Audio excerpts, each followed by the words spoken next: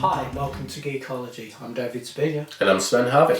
And tonight, well, we're going to do a comparisons tonight of the Starships.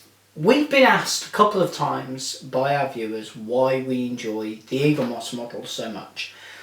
We were talking about it because, to be fair, we both quite sing the praises of Eaglemoss. To a degree, yeah. So, what we thought would be a good idea was to demonstrate the previous companies that had produced models within roughly the same price range and scale. And the only ones we found within the price range and the styles were two main companies. The first was... It's the Johnny Lightning range, which is actually from round 2. These came out in 2004. Okay, now we both debate on how to say this one. At the time, I remember everybody calling the Japanese lucky boxes Futrell. Yes. Now, I know that is not how the word is said. Yeah. How do you say it? It's Furuta. Furuta. Furuta. Yeah, Futrell. It's one of those things, you know what, I'm sure there are plenty of people out there cringing at how I say it, but it's a way that a lot of toy collectors at the time referred to them. Now, the Johnny Lightning ones were originally recommended retail price on them was about £5. Yeah, but they got dumped onto our market cheap. No, it was actually a shame for them. The reason that a lot of collectors from that range disliked them was they were very famous for doing die-cast cars, weren't they?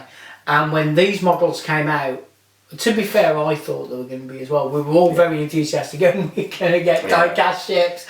And they weren't. Okay, so we admit that we know that the retail is £6, but ended up being about £3. Yeah. The lucky boxes, on the other hand, the recommended lucky box in England, once you've taken into account the shipping and the conversion rate and profit and all the rest of it, they worked out at about £10 each as long as you were buying them in lucky boxes. If you were buying them open, depending on the ship and depending on when you purchased it within the range being out, I think the most expensive one I ever saw was about 150. Yeah.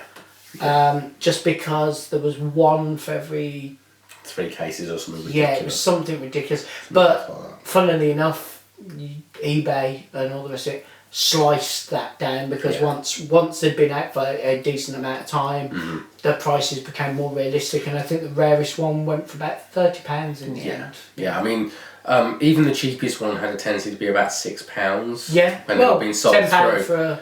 So when you bear that in mind, again, that was around about 2003, 2004, that kind of time period, and you work in inflation since then for 10 years, it works out around about £10. Although, you did get sweets with that. Well, this is true. I wouldn't recommend you eating them if you ever find them. Well, no, I wouldn't eat them. But, you know, if Eaglemoss said, you know what, we're ditching the magazine, you can have sweets. Yeah, a lot of people would go, what the actual hell? So, Sven, how do you want to do it? Do you want to do it by range or do you want to do it by style of ship? Let's do it with by ship. Okay. Here we have the Refit Enterprise. Now, the Furuta one is actually the Enterprise A, but let's face it, the model's basically the same thing as the Refit. There's only very slight differences, especially on something this scale where you'd notice a difference. Although the colour is massively. Yeah. Now, that's the Johnny Lightning one. There will be some photos. Now, again, the base is fantastic. Yeah, lovely base. The base is basically almost a Starfleet Delta being spread out. And to be fair, I have nothing against the model. I think it's a perfectly lovely little model. Yeah, I mean, the painting on it is fine for the size. But not accurate. It's not accurate. But, you know, when you're dealing in this kind of size and the price they were aiming for the US release. Yeah, I mean, £6. It's like, I mean, the US release would have been about, what, $5? I don't know. Something like that. So, yeah. It's certainly, it's one of those, for the money, you can't knock it. You can't knock it. But bearing in mind that is now the equivalent of a tenner, you're starting to think, It's one of those, if you collected them at the time, they were great. Absolutely. Now, and in all fairness, I still feel that they have a place in people's collections. Yeah, I'd agree with that. Now, comparing that with the Furuta The Japanese one. lucky box. Let's just call it the lucky Japanese box. lucky box one. Well, you know that people are going to criticise me or you and those little teddy bears or bunny rabbits with Team David and Team Sven. Yeah, no. Yeah, that's slapdash. Yeah. The painting on the sides, especially of the portholes, windows, is just like it is what just the bit actual hell. It's the coloration throughout the whole thing on that particular Yeah, I mean one there is distinct differences there, and it doesn't look great. The lettering hasn't even got the red surround on it. No, which is just horrible. And the Johnny Lightning one does have a lot more detail, even though it's smaller. Well, if you compare the two, the value for money was in the Lightning. Oh, absolutely. But you then compare that with the Eaglemoss one. See, to me, there's no comparison. Let's get rid of that one because that's obviously the worst of the three. Yeah. Okay, we have the Eaglemoss one's colouring is interesting, being blue, but again you've got the issue with the model being a million different colours because of the iridescence they used on it. Yeah. So in certain lights it did kind of have a blue tinge to the point where early fan created animations in 3D tended to be blue. So you can see where that's come from. There is some inaccuracy at the front of the nacelles with the see-through plastic being used for the ram scoops, where obviously they were black and white originally. However, the detailing on it is really, really nice. Yeah. The paintwork on it is actually really quite nice, though they haven't picked out an awful lot of things like the the portholes and so on and so forth, but there are some of it. Yeah. Sorry. I owe you a pint there, doesn't yeah, you owe me a pint. I owe you a pint. At least it was on silent. Yeah. And the decals are quite nice on it, and you have got the red around lettering on at least the NCC 1701, though not on the Enterprise lettering. I would say the Johnny Lightning one is a more accurate paint scheme. Yes. However, this is the thing, the Johnny Lightning one, the top of the saucer section's at the wrong angle compared with the rest of it. And it's got that weird metallic paint that runs around the edge. Yeah, it does look a little bit strange. And the picking out the detail on the Eaglemoss one's really, really nice. And of course it's die-cast. It's got that die-cast. To tell you the truth, even if the Eaglemoss one was purely plastic, I'd still say go it's with it. the better model. Yeah. So, yeah, definite winner there. Right, I'm now going to commit a cardinal sin and open a Johnny Lightning toy I haven't opened yet. You're going to make people cry. Okay, now it should actually be pointed out as you put that on the stand that it is a ball joint for the stand, so it can be angled and positioned properly, which is something that the Eaglemoss definitely misses, and not something I actually want to see in the model, because they'd have to put, but they could possibly do something with a gripper. What I do find interesting though is, of course, with the Eaglemoss one, they don't put a hole in the model to plug it in. No. So the model is actually complete, whereas these ones have a hole in the base. See, this is what, but I must admit, I would, because I have them on quite a high shelf, if I could angle them without having, because I use a separate stand to angle mine, if the stand itself allowed for angling, that would be nice, but again, not a particular problem. So moving on to the Miranda class Reliant here. Let's just move that out of the way for the camera. Now, the one thing you'll notice is the Johnny Lightning one is completely out of scale with the Enterprise. Yeah. Which seems a bit silly. It did from that range's point of view, but on the other hand, that range would have struggled putting them in scale. Quite. So that's a bit of a shame. Same with a few trouts. Yeah. I mean, Japanese lucky box. Yeah, but to be honest with that one, it's not so bad. At least in the cells are almost the same length. So it's quite close. Yeah. And again, with the Eaglemoss one, the nacelles are the same length, so they're roughly in scale.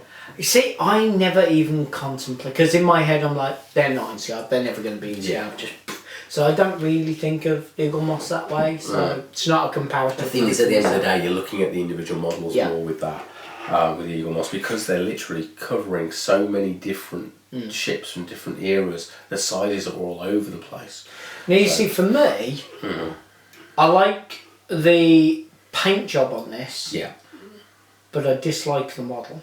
Yes. I like the model on this, but I dislike the paint job. Mainly just due to the decal not having the red, the blue not being very well defined, and it's a really weird eggshelly one. The Eaglemoss version of the Reliant is okay. Let's discount the Lightning one.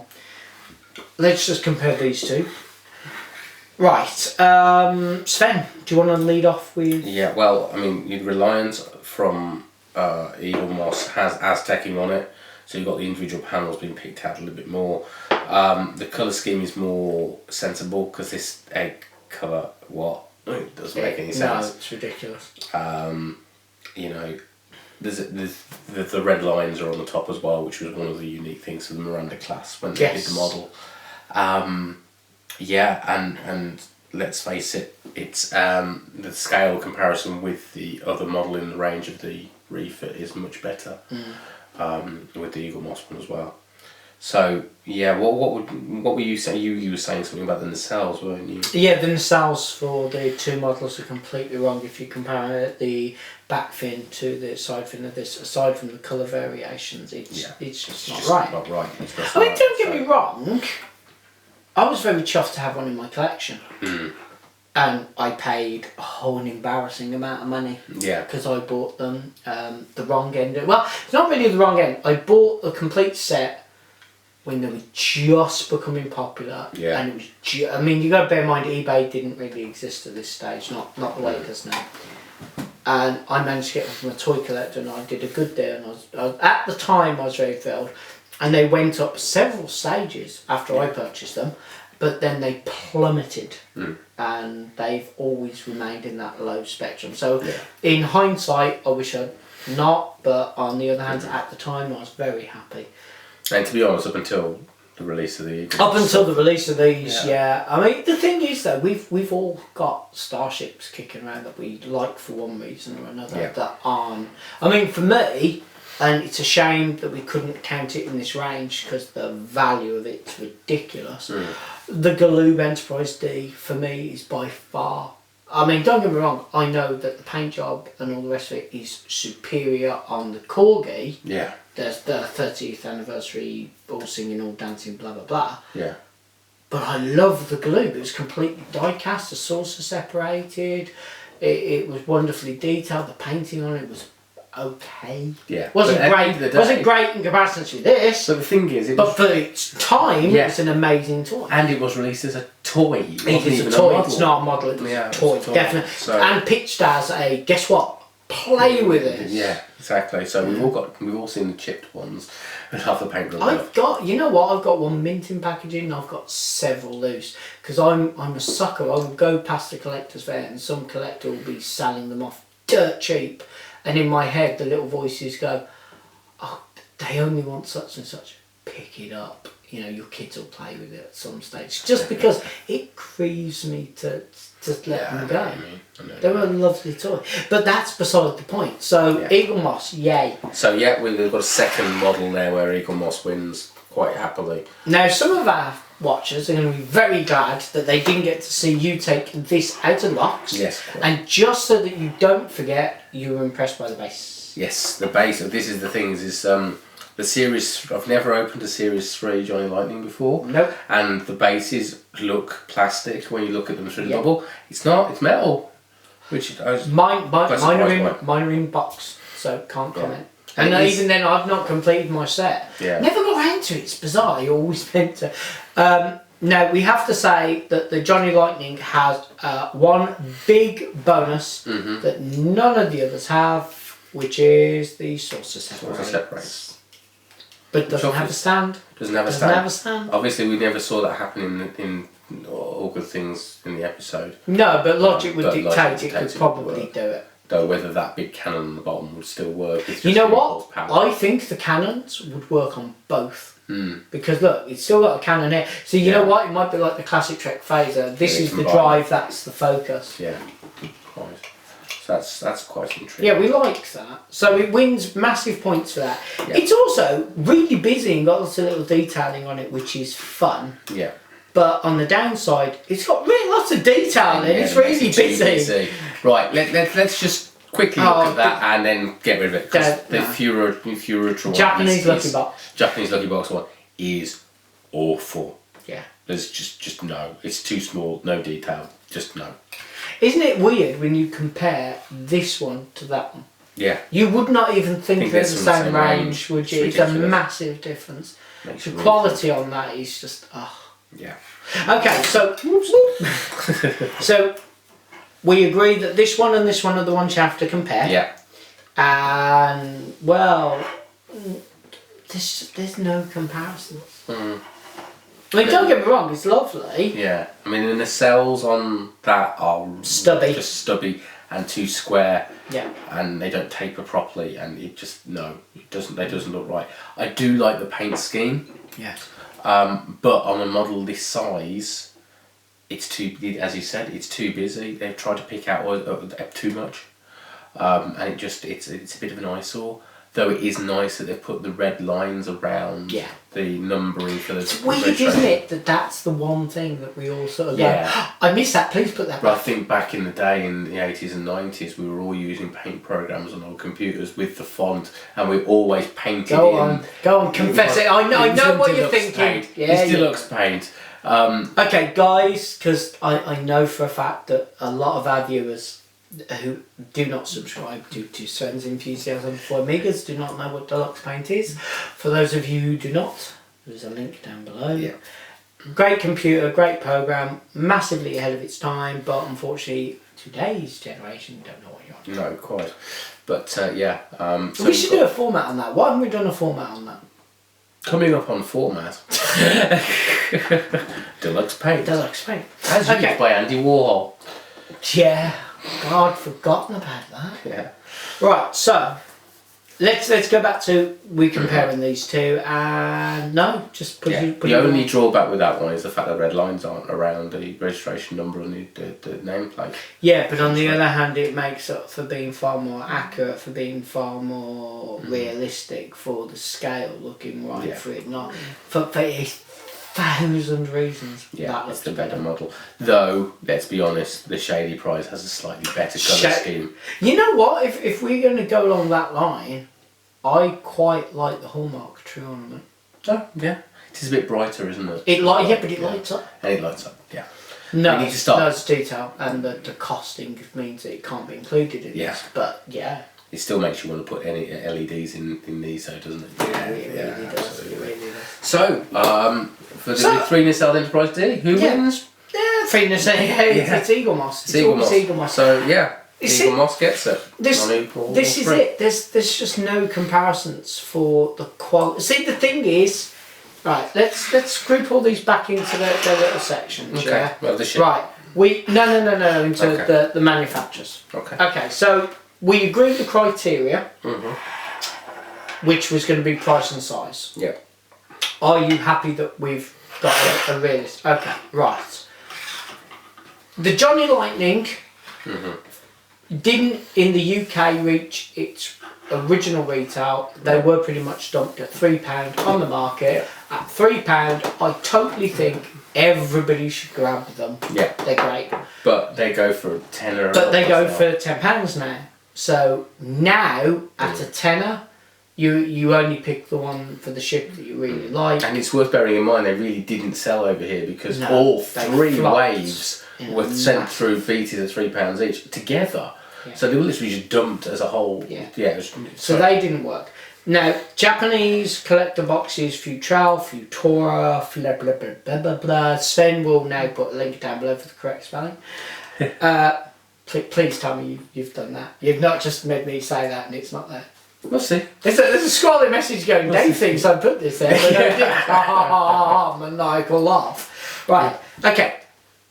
Oh, see, the trouble is, I was so enthusiastic about these at the time, but by today's not. They really, really don't.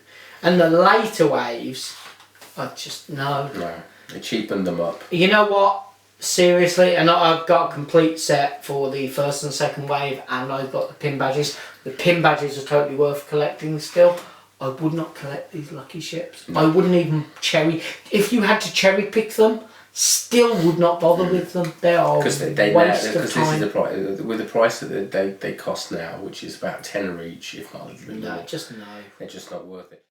Right, so that's it. Let's look at this sensibly. Me and you've both had many discussions on and off camera regarding quality. Now, Eaglemoss models have their downsides. Yeah, they can. Due to the scale, there are moulding points issues. And with the moulding points, just so you know what exactly we're going on about the moulding points, it's literally where they've come off the moulding trees when the plastic has been pressed or moulded out, and you've had the flash and the tree part taken off the model. Sometimes those are quite visible, but it depends very much on which model it is. Yeah.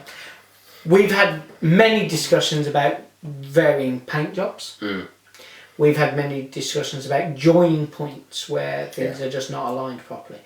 On the other hand, for the cost of the model, they're fantastic. Absolutely. They are. There's just there quite literally is no comparisons. We really struggled to decide that these were the ones we were going to come to. Which brings me to the next bit. There are people out there that collect just Johnny Lightning. Yeah. So there are people out there that collect just the Futurals. People seem to have an interesting attitude towards the Eaglemoss ones. Now, I'd like to say that I think as a company, they took an interesting decision there. I mean, they do have a very big background in part works. It's what they do. Yeah. They've dabbled in the geek markets a few times. I love their Batman range. Yeah, I mean the Batmobiles are really, really good, but they're fantastic. I'm glad they've learned from the errors in that range for this, because the way they package those, the packaging was they break in the way through. Yeah, I was at a collector's fair the weekend, and thousands of them. Yeah. And people genuinely had a passion for them. But with the Starships, people are cherry picking rather than subscribing, and I don't quite get it. And I'll tell you why I don't get it. You have brand loyalty to various companies. I mean, just take the iPhone, for example. A friend of mine has got every model of iPhone. And he can tell you what the specification differences are on it, and he loves it. And in my head, he's tech. He's into his tech. But the Star Trek fans don't seem to feel that towards these ships, and I don't understand why. I mean, yes, you're going to get ships that you don't necessarily specifically want, like I know plenty of people that don't like Romulans, so why bother having the Romulan ships? But the problem is when you start cherry picking the ships you want from a range, the base company originally they how many was it they forecast for the first? I think they was going between 60 and 69. I think it was 69 maybe was originally. And what are we up to now? We're up to 29, 30 and 31 are due any minute now. Yeah, but I'm on about the entire line is going up to 90 at the moment. It's likely to get extended, I would imagine. And the only reason that's happened is because there are so many people who've got subscriptions to it. And then on top you've got the cherry pickers. Now it's interesting that they did do a Star Wars range of Starships. Yes, they did. Did that ever get extended? No. And that, I don't think that went quite as worldwide either, did it? No, so didn't do well. I personally would say, anybody out there that's cherry picking, please just subscribe. Seriously, okay, yes, you're going to get the odd ship now and then you don't want, but on the other hand, you're going to allow the company to extend that range even further out. And you're going to get ships. We've already had ships we never thought we would get. Yeah, I mean, this is the thing, is that every time they announce the next 10, you're looking at it and going, really? You're making a model of that? How obscure. Yep. So that's really nice. And at the end of the day, if you want to see things like stuff from Starbase. We need a starbase. But if you want to see things like ships that have only appeared in Star Trek Online, or ships that have only appeared in books, like the Titan, the Aventine, the Enterprise F, it's only going to happen. It's only going to happen if all the other ships are selling at the end of the day. So, obviously it's consumer's choice, but we would recommend subscribing even if there recommend are the odd model you don't want. Those people who are cherry picking, for instance, people who do want to buy just the Federation Starships and aren't interested in the others, do bear in mind that if you are doing that, you may not get as many Federation Starships as you might have done if you did subscribe to the whole lot. Yeah. Perhaps. Now, the one question everybody, quite a lot of people have brought up is why aren't they in scale with each other? Here we have the Deep Space Nine Outer Ring. Now, these are not made up because Sven is somehow convinced that when he retires, he will have time to make all of his models. I don't think he's going to live that long, but hey. Right, so, Outer Ring for Deep Space Nine, what scale is this? 1 to 2,500. Okay, so we'll start with the smallest in this range, which is, of course, the Enterprise.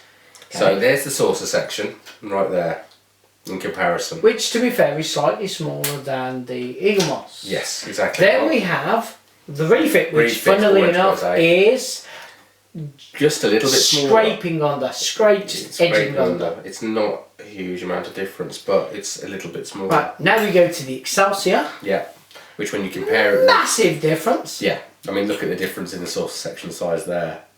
It's quite a big. Now let's take us up to the Enterprise C. C, yeah, that's just crazy, isn't it? Yeah, it is a massive difference. And then there's the D. Yeah. Then there's the D. No, people go, well, what about the E? Well, the E saucer section is actually smaller than the D. Yeah, I mean, this is the thing, is it's turned around the other way, but it is actually this is a really good example of this. I mean, here's my hand. Yeah. I mean, this is the thing, is if you go above this scale to make your original Enterprise a size you're going to want it, your D is going to be massive. And as for Deep Space Nine, I mean, this is the thing with the Eaglemoss range. We've had the first special was Deep Space Nine, and it was what, this big? Of course, it's not going to be in scale with the D, because even the D, when your ship is that big, your D is going to be like this. Your A is going to be like this. Well, do you remember the Hallmark Christmas tree ornaments? That's what you're going to end up with. Yeah. Yeah. Crazy. For those collectors out there who don't know, Hallmark do Christmas tree ornaments. One of the ones they did a few years ago was a Deep Space Nine. It was about this big. Absolutely lovely. Fitted on a stand, lit up, was great. Could be taken off the stand to put on a Christmas tree. At least it came with the stand. Yeah, it came with the stand. Unlike the Eaglemoss one. But one of the nice things they did about it was they put little gold hooks, gold in colour, not in metal, under the points on the docking station and the upper pylons where you could hang starships. And they did them roughly in scale with the DS9, which meant you had an Enterprise that was this big and it sold like hotcakes. The original series ones, not the next gen, but the original series ones sold like hotcakes, outsold the Deep Space Nines because people were buying them to make earrings out of them because they were so small. They just made perfect earrings. Absolutely. So, this is the reason why the Eaglemoss range isn't in scale with each other, because... They'd cost you an arm and a leg. Yeah, you just Can you imagine? I mean, this is £10. Can you imagine what they'd be charging? Yeah. Exactly, and I mean, these are bigger than the specials. Yeah, and we've got the Enterprise J coming, 1701J, which would be in comparison to Deep Space Nine, be about this big. Yeah, just be so it's just crazy. Right, crazy. So that answers the why aren't they in scale question. Other questions people might be asking is, where can I buy merchandise? Well, if you want Geekology merchandise, it's up here. So choose your side. Choose your destiny. No, let's not do Team that. Team David or Team Sven? No. Okay. I was very, very flattered that people said, can we please have sides for Team Sven and Team David? But we're both on the same side. It's just we have differing points. Next gen is superior. Classic Trek and Voyager. Okay, so there's merchandise. You can subscribe to us down below for YouTube. You can follow us on Facebook, and there is Twitter. We have live events. If you actually want to talk to us, why would they want to talk to us? There is Auto Assembly. We have that one coming up. Now, that's definitely your domain, so sell it. But you're coming, but that's going to be next August. It's towards the end of August 2015. But of course, before that, we've got First Contact Day weekend. Oh yeah. Which is in April. I'm gonna get to party. Yes, it's going to be a disco. So I apologise in advance for the movements coming from my co-host. But that's going to be fun. It's not just Star Trek as well, it is other sci-fi as well. And they're raising money for charities, so... And we have Starbase. Yes, Starbase is coming. We are working on something, so keep an eye on us. Yep. So we've got the Starbase 0121 and we've got Space Dock coming, so for another reason we need a space dock. We do. We have 3 reasons we need a space dock. Yeah. 1, we want the mushroom in the Eaglemoss range. Yeah, 2, we want the event we're working on called Space Dock. And 3, can we actually have a space dock so we can start building some exploration ships and actually getting out there rather than just sticking at the moon? Hey, no, to be fair, some other countries are doing really well at that. We're just sort of polishing the windows. Hello, Governor. My ladder won't go this high. Anyway, thank you for watching and good night. Bye.